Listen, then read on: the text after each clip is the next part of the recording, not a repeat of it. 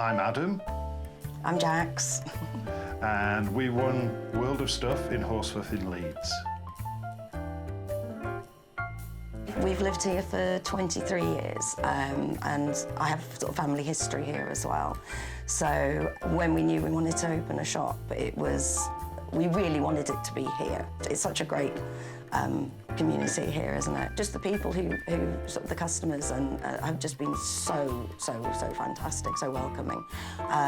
When we first opened, a lady came in and she was just like, I wanted to come and see what you were doing, and I think it's wonderful. I think shops like these are great, and I'm not going to buy anything today, but here's £1, and she gave us £1 as a good luck, and it's still in the till.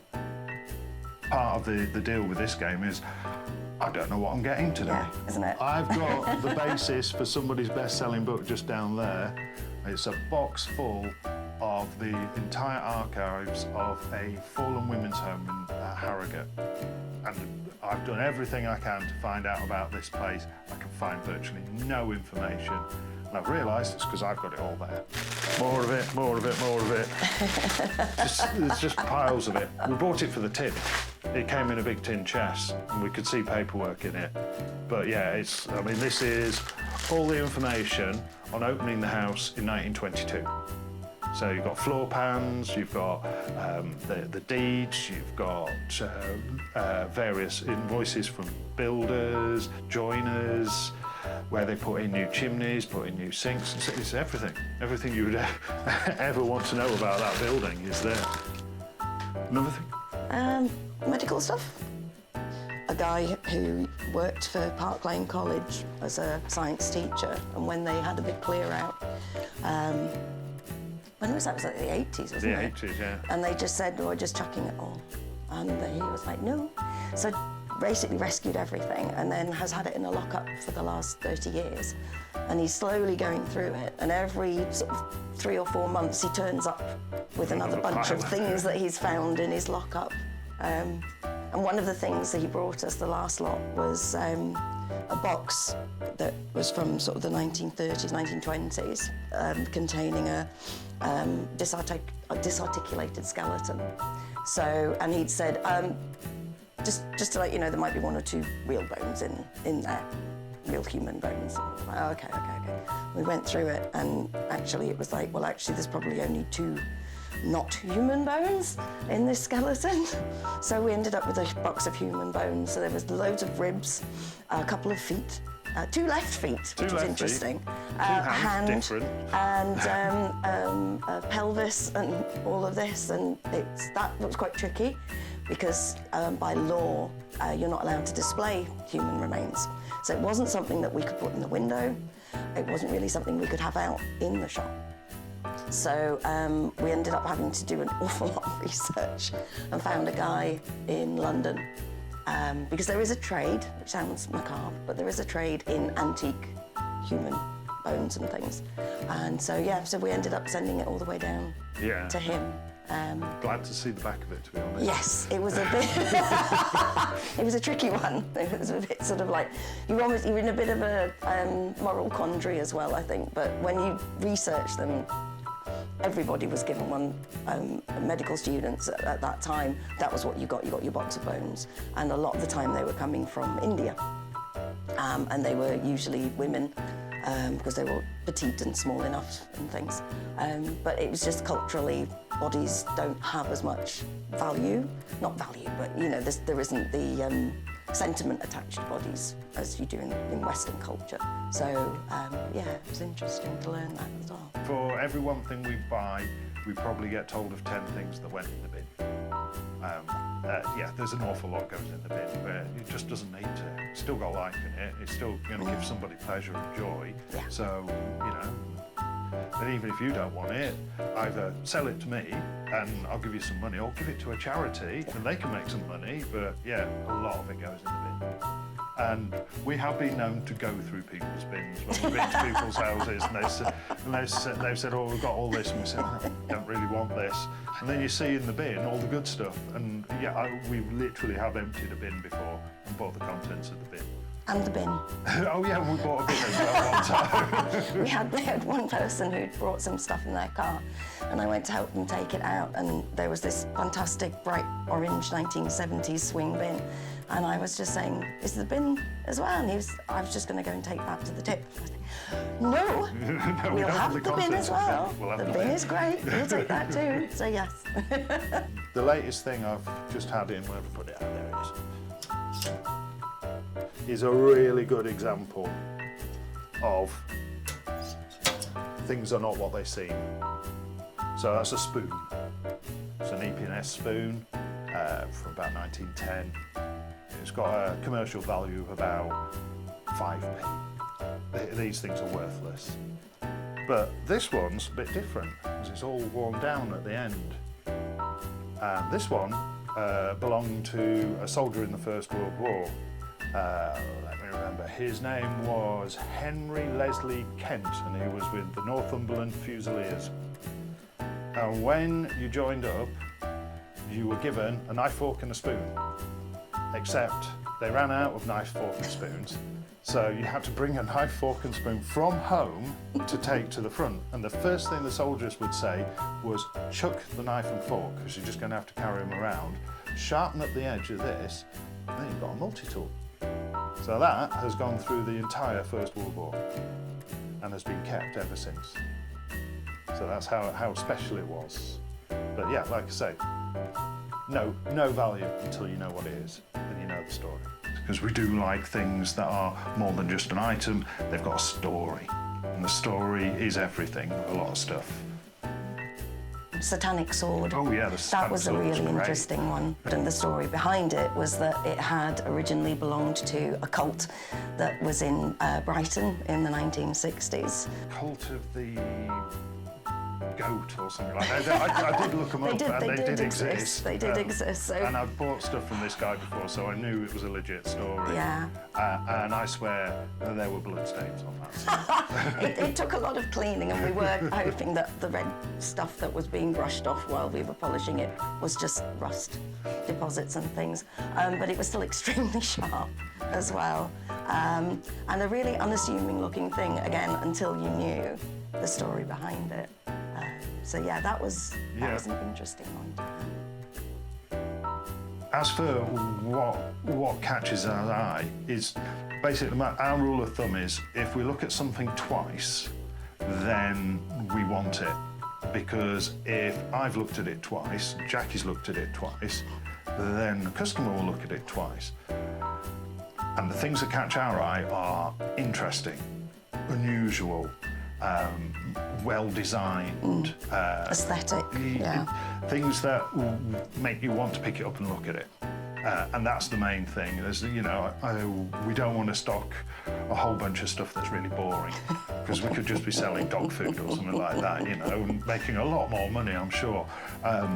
No, our choices are we only buy stuff that we like. So yeah, that tends to be our buying strategy is, do we like it? Yes, we'll buy it then. Paper ephemera is something that we specialise in. If we see a big box of paperwork, we want it, because there's always something interesting in there.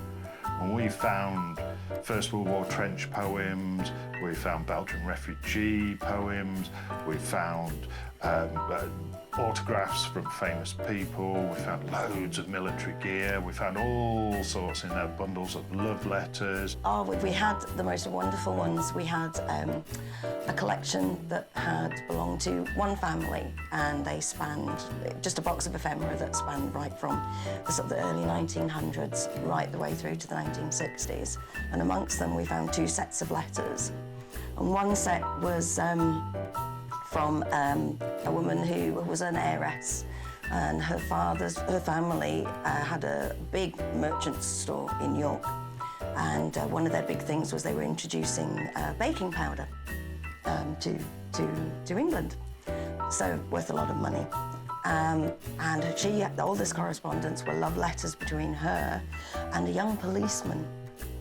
And it was obvious from the letters that it was not a relationship that was approved of by the family. So it was rather sweet, these toings and froings of this illicit love affair that was happening all those years ago. And then a second set, same family, which was between a soldier who had been posted, but it was just after the war had ended. But he was still, it was Tunisia, wasn't it? Yeah. Yeah. So it was his correspondence with a young woman called Betty. And it was a doomed love affair, bless him, because as the letters go on, she's kept them. But his letters start to get quite sad, and obviously he was suffering so much from just what he'd experienced during the war as well, finding it difficult to get work after coming back home. And yeah, it was a really sad sort of insight into just how much it had affected this poor guy. And yeah, I think that even if it wasn't requited on this woman's side, there was obviously still affection there. But there were letters from somebody else as well, so yeah, obviously I think the other there were two Johnnies, two guys called Johnny, and I think the other Johnny won out in the end. The paper ephemera is really cool, and yeah, there's a lot of interest in it. Yeah, we like the social history side of things a lot, and that is the kind of stuff you don't read about in history books. Let's find a good one. That one. So, we bought a collection of Masonic certificates, most dating between 1880 and the late 1890s. And this one's dated 1890. And we did a lot of research on Masons, and Masonic history is very complicated and very convoluted. You see if you can research half of this, because they weren't a secret society for nothing.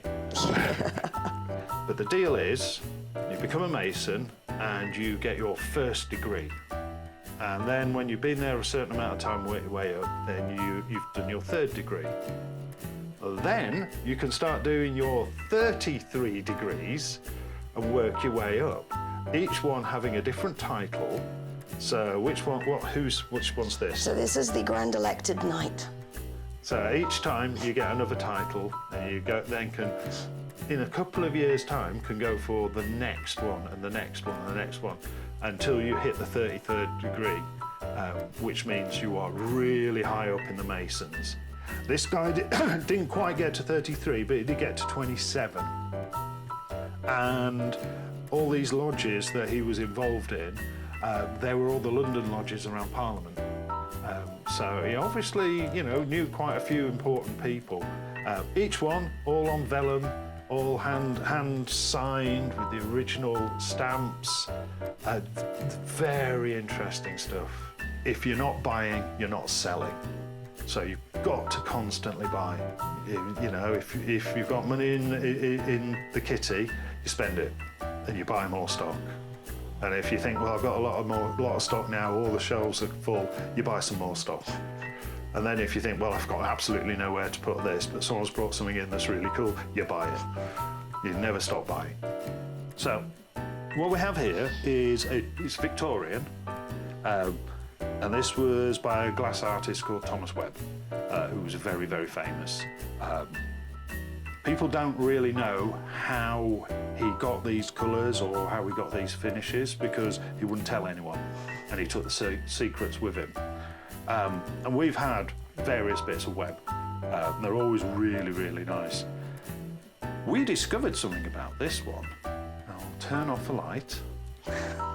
And with a UV light. So he's infused this with uranium. So that gives, the idea was during the last rays of sunlight, UV is quite strong, and anything with uranium in the glass would give a little subtle glow. And then people invented black lights, and and we could see exactly how much these glow. We didn't realise that. We'd had this a couple of months until I was just checking another thing, and I just thought, hang on. And Webb's not known for his uranium glass. Then we discovered we got another one, which was cadmium glass, which glows pink. We've also had selenium glass, which glows like a heather colour, but then when you put a light on it, it's like neon pink. Oh, yeah. It's amazing. Absolutely incredible stuff. But yeah, uranium glass, very popular now. And you may see people going around car boots or charity shops shining a little light on them. That's what they're looking for. They want to see if it glows that green. Uranium was originally mined for glass making. It was only at later dates that somebody said, wonder what else we could use this for? And we know where that went. There's a lot of very nice things out there in people's lofts and garages that they don't want anymore. You know, it wouldn't be in the loft if they didn't want it anymore. So yeah, we pick up all sorts. So this is a Babycham glass. Now, Babycham, if you've not had any, is a small bottle of sparkling perry that is traditionally drunk at Christmas. It's still made, nowhere near as popular as it was, and it would come in one of these lovely glasses with the lovely deer on it. We sell a lot of these, and it is mainly to people who had their first drink at Christmas and it was Babycham. And it was usually somebody's mum going, you can just have one bottle, don't tell your dad. And dad saying, just one bottle, don't tell your mum. So there's a lot of nostalgia and fond memories of Babycham. We did buy an awful lot of them just before Christmas because we had a lady who come in and she bought all of my supply a few months before because she decided her daughter's wedding was coming up and she thought it'd be great if they all toasted the bride and groom with Babycham out of Babycham glasses. And then she realised that Babycham glasses were actually really hard to find and quite expensive. So we helped her out with that because I just said, well, basically, I'll just buy them all back off you. And I think we got 60 off her in the end. But yeah, Babycham. That's one of my tips at the moment is if you see anything with Babycham written on it, buy it. Because it's going through the roof. People are getting really, really into it. Babycham and Guinness are the most collectible drinks-related thing you can get.